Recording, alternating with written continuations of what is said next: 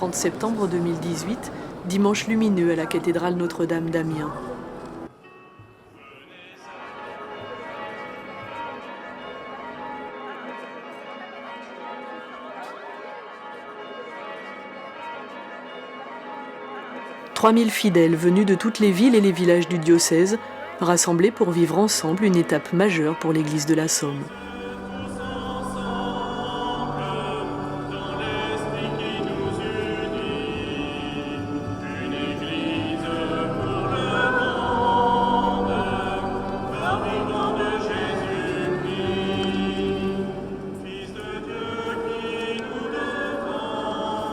Après une année synodale riche de rencontres et de prières, de confrontations et de réflexions, Monseigneur Olivier Le Borgne s'apprête ce jour-là à promulguer solennellement les décrets synodaux. Des décisions, des invitations ou des chantiers qui donneront un nouvel élan vivifiant au diocèse.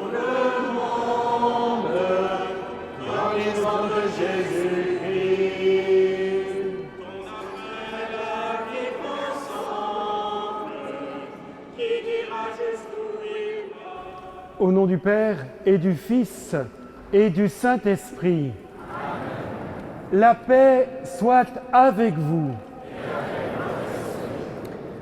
C'est avec Monseigneur Joseph Sama du diocèse de Nouna au Burkina Faso et avec Monseigneur Kim du diocèse de Gwangju en Corée du Sud.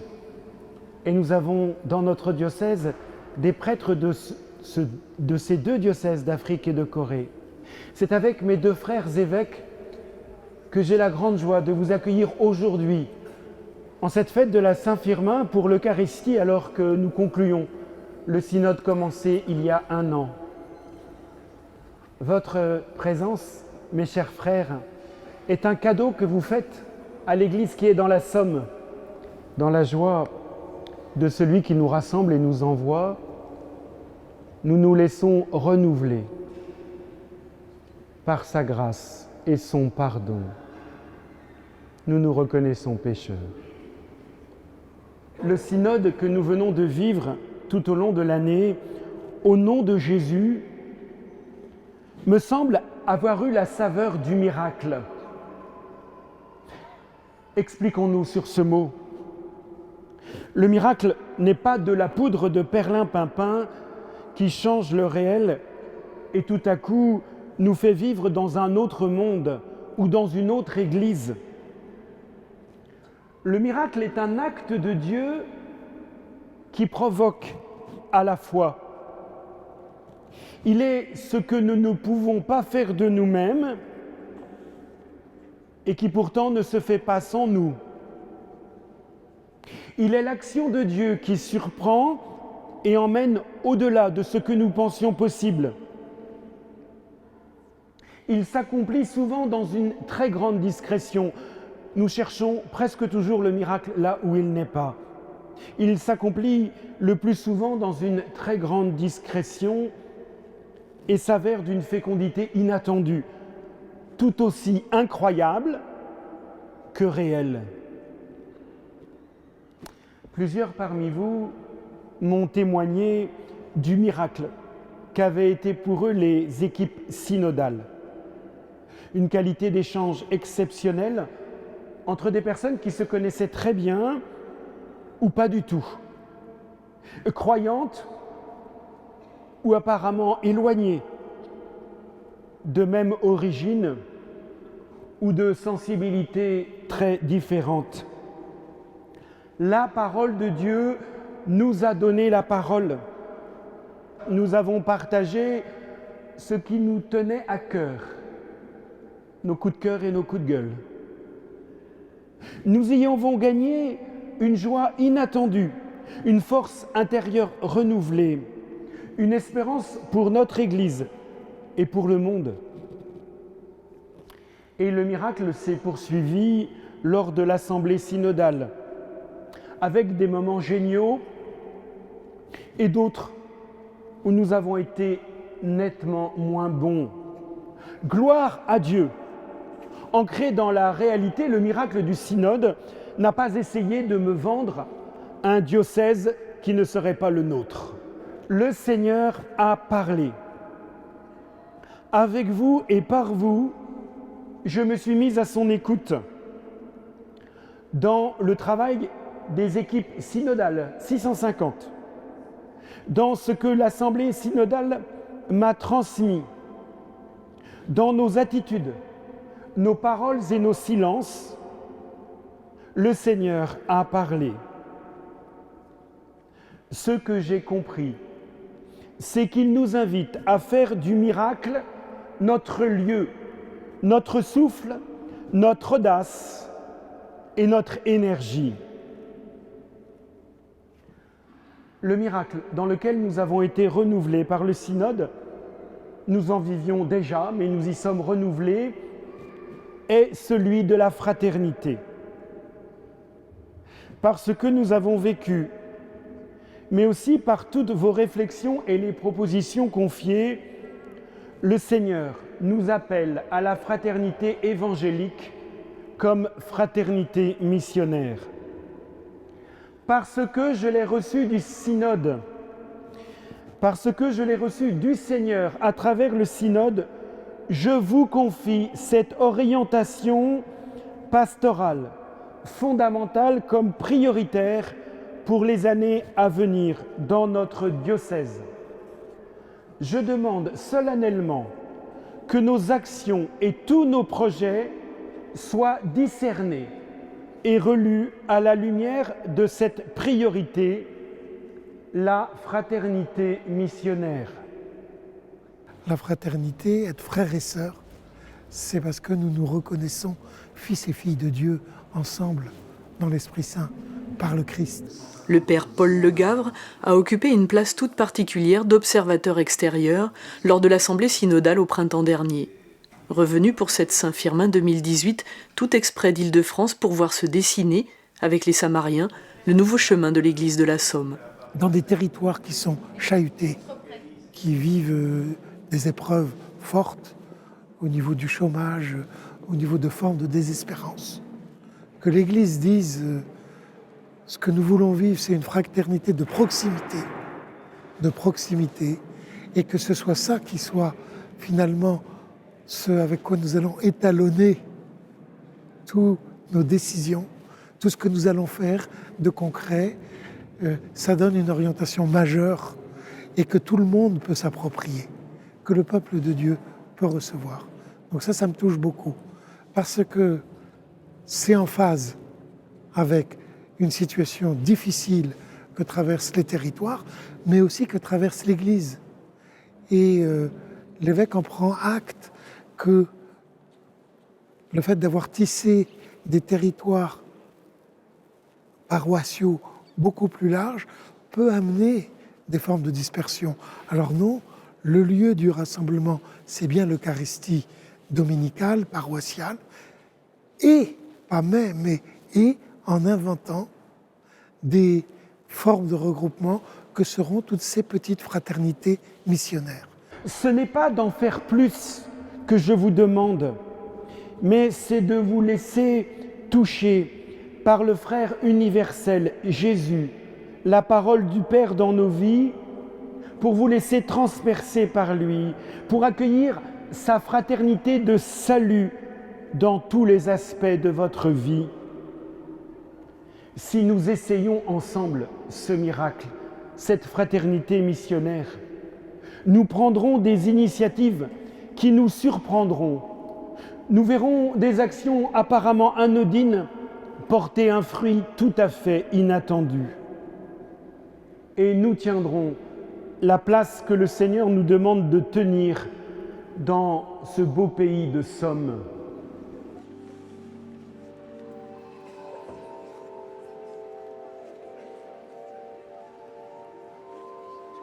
Formellement, les décrets synodaux, ce sont 12 décisions, 7 invitations, 4 chantiers, pour que chacun trouve à sa mesure une manière de s'investir.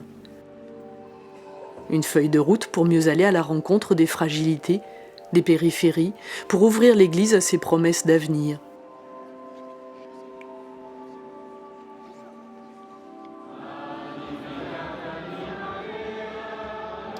De main en main, le petit carnet blanc qui rassemble les décrets est envoyé dans tout le diocèse. à lire et à relire, pour s'en imprégner, s'y ressourcer. Les décisions qu'il contient, ce sont par exemple la création d'une diaconie de la Somme, dont le fil conducteur n'est pas tant de faire pour les pauvres, mais d'être avec eux, pour faire ensemble.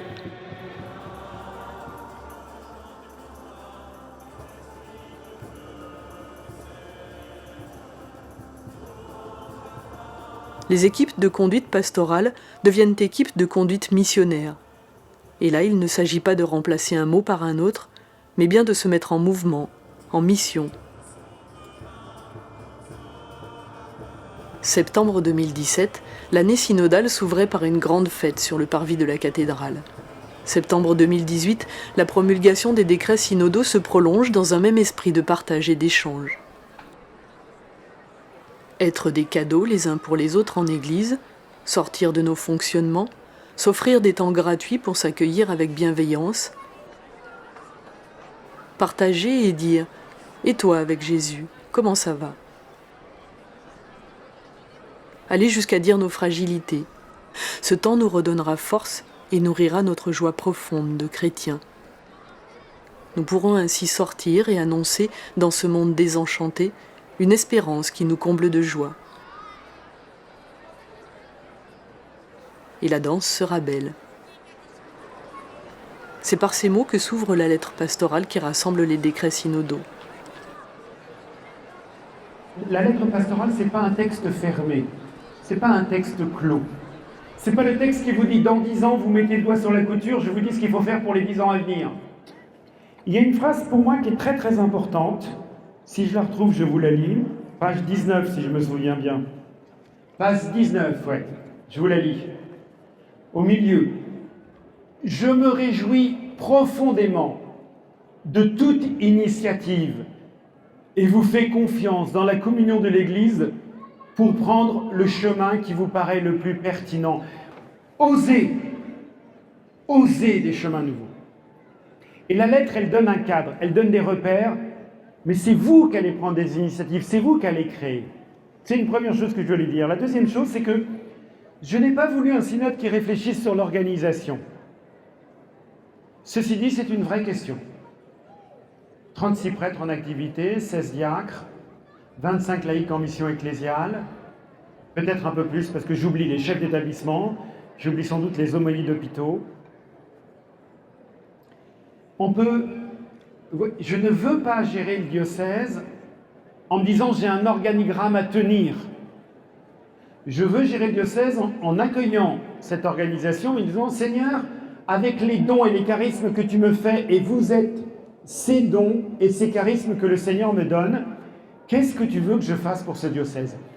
Aujourd'hui, je ne vois pas en quoi ça va faire bouger nos organisations, mais je pense très sincèrement que si on s'engage vraiment dans ces petites fraternités, à terme, ça fera bouger notre organisation pastorale, y compris paroissiale. J'espère que ça va les stimuler d'abord, mais il est possible, je vous en supplie, ne soyez pas dans l'habitude de la répétition. Vous avez entendu dans mes homélies, il y a une sœur qui dit « on a toujours fait comme ça », et sa sœur jumelle qui dit « de toute façon, ça ne marchera jamais ». J'en ai marre d'entendre ça. Je ne veux plus jamais l'entendre. Alors, concède que vous me disiez de temps en temps « Monseigneur, c'est n'importe quoi ce que vous dites, vous m'aidez à grandir. La correction fraternelle, commencez-la avec votre évêque. » Mais on va oser des chemins nouveaux en accueillant ce qu'on a reçu des anciens. Vous avez un chapitre, un très bel héritage. Moi, j'arrive pas sans l'héritage que m'ont confié 17 siècles de christianisme, sans le travail de Monseigneur Bouilleret, de Monseigneur Noyer, de Monseigneur Bussigny, de Monseigneur Lelier, de Monseigneur Sturm, et puis je les connais pas les autres. Mais sans eux, je serais pas là. Et vous non plus. Mais on est tourné vers l'avenir. Alors on va oser des chemins nouveaux selon ce que le Seigneur nous donnera.